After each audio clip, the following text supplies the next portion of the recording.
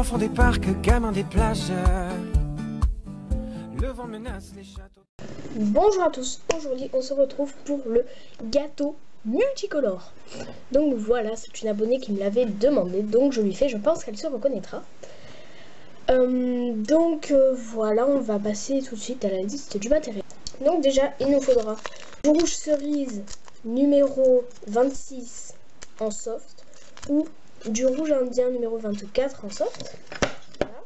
Du limon numéro 10 en soft, du bleu pacifique numéro 37 en soft, vert tropical numéro 53 en soft, du blanc numéro 0 en soft. Donc voici les couleurs que je vais prendre et je vais aussi faire un mélange de jaune et de rouge pour faire donc bien évidemment du orange. Donc voilà. Ça, c'est pour les couleurs de pâte. Donc, bien sûr, vous prenez celle que vous voulez. Si vous voulez prendre du violet, du jaune, du bleu, du vert, vous prenez ce que vous voulez. Du marron, voilà. Bref, voilà. Ensuite, il vous faudra un emporte-pièce, donc rond ou d'une autre forme. Donc, moi, j'ai choisi carré. Enfin, d'habitude, on fait rond. Mais voilà, j'ai choisi carré. Ensuite, un couteau, une lame, scalpel, cutter, ce que vous voulez. Un rouleau et pour texturer une brosse à dents et un ou plusieurs cure-dents. Donc à mon avis il y en aura bien que d'un. Donc c'est parti. On va tout d'abord prendre un petit peu de toutes les couleurs qu'on a choisies. Donc voilà. Donc sauf le blanc parce que le blanc c'est pas une couleur qu'on choisit. Le blanc il le faut obligatoirement. Donc voilà, vous prenez un petit peu de toutes les couleurs que vous avez choisies. Donc voilà, j'ai coupé un petit peu de chaque pâte. Donc du vert, du rouge, du jaune, du bleu. Et donc là j'ai pris moitié-moitié jaune et rouge. Donc voilà. Donc maintenant on va devoir eh bien les aplatir en fait. On va en faire la forme que l'on a choisie. Donc je vais mélanger ça. Me revoilà. Donc j'ai fait le orange. J'ai fait les carrés de orange, vert et jaune. Et en fait quand je l'ai décollé de ma plaque, eh bien ça l'est déformé. Du coup je me suis dit je les ai empilés. Voilà. Et je me suis dit que j'allais recouper après. Et donc je vais vous montrer pour le rouge et le bleu comment faire. Donc c'est très simple. On prend notre boule, on l'écrase un peu. Ensuite on prend un petit peu de farine. Donc c'est de la farine. Hein. Je vais pas vous le montrer parce que, enfin je vais pas pencher plus parce que sinon ça va faire des catas. Voilà. Ensuite on prend le rouleau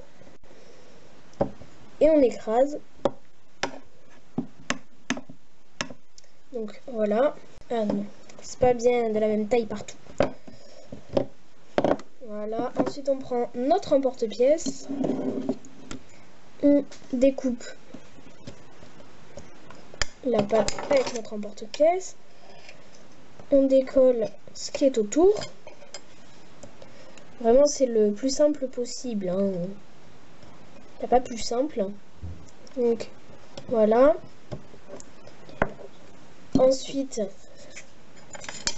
donc moi ce que j'ai fait pour que ça soit un peu plus grand avec toutes les couleurs, c'est que j'ai réécrasé un petit peu. Voilà, ensuite on décroche la petite plaque. Voilà quoi, vous comprenez. Je l'empile avec les autres. Donc vous faites dans l'ordre que vous voulez. Zut. Ah bah oui, il y a trop de farine, alors du coup, elle ne peut pas coller aux autres. Bon, je vais mettre un peu de fimo liquide. Donc, vous mettez votre plaque. Et bien, normalement, cette fois-ci, ça va coller. Donc, voilà. Ensuite, on va prendre notre plaque bleue. Alors, j'avais oublié de préciser. Cette fois-ci, je ne l'ai pas fait. Mais normalement, on le fait. C'est en fait, à chaque fois qu'on met une plaque de couleur, on met une plaque de blanc entre.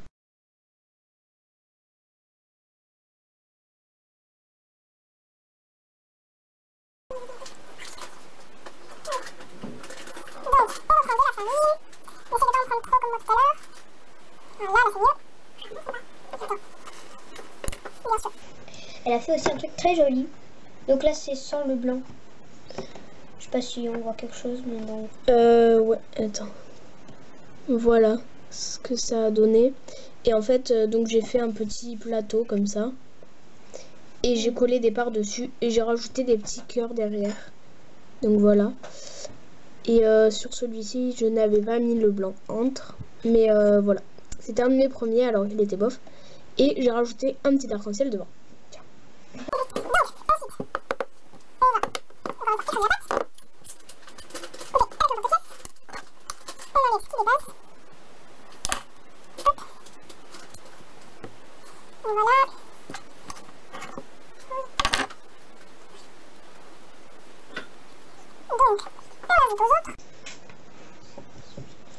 Donc voilà, voilà. Donc là je vais découper, enfin je vais on va dire découper ma forme. Voilà mon gâteau que je viens de sortir. Du four. Mais pas du four. Clara à côté dit n'importe quoi, elle vient de dire du four. Donc de l'emporte-pièce, hein, pas du four. Voilà. Donc ensuite, arrête-toi de rigoler. Donc ensuite on va prendre du blanc qu'on va mettre au-dessus là, en dessous et autour. Puis on va découper une part et puis on va texturer. Donc me revoilà, excusez-moi vraiment pour la luminosité pourrie, je suis désolée. Donc j'ai empilé toutes les couches et j'ai mis une plaque de blanc par-dessus, une plaque de blanc en dessous et j'ai commencé à entourer. Donc vous faites un boudin que vous écrasez et que vous collez tout simplement. Donc voilà, là je vais vous montrer.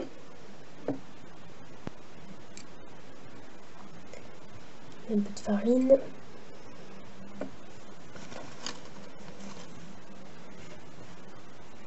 Il est où mon rouleau?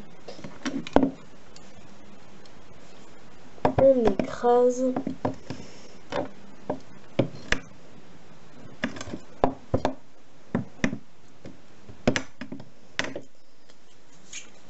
Donc voilà.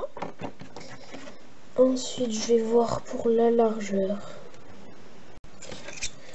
Donc voilà, j'ai regardé la largeur. J'ai coupé la largeur, hein, quoi, tout simplement. Donc je revérifie.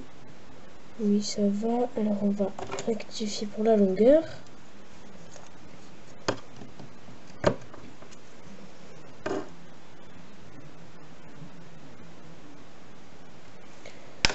Voilà. Donc là en fait j'avais un endroit où j'avais un petit trou. J'ai remis un petit bout. Donc voilà.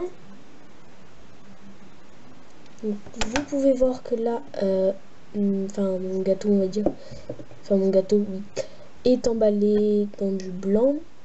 Donc on voit pas bien à la caméra mais il y a plein de traits. C'est un petit peu logique parce que je les ai mis en plusieurs fois, enfin bref. Voilà.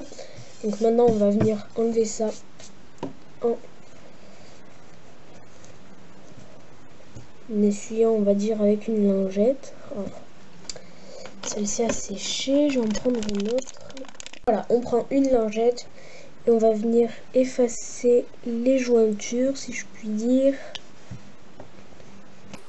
Donc je sais, on voit pas grand chose, je m'en excuse.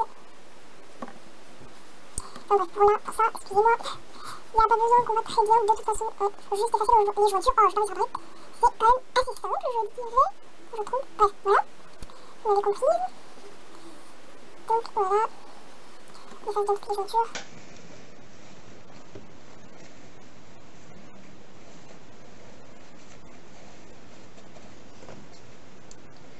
Donc voilà, vous pouvez la mettre au frigo un petit peu de temps, par exemple 5-10 minutes, pour ensuite couper une tranche en fait. Donc voilà, ma création sort du four, donc je ne l'ai pas laissé très longtemps. J'espère que ça suffira. Donc c'est parti. Moment de révélation, on va dire.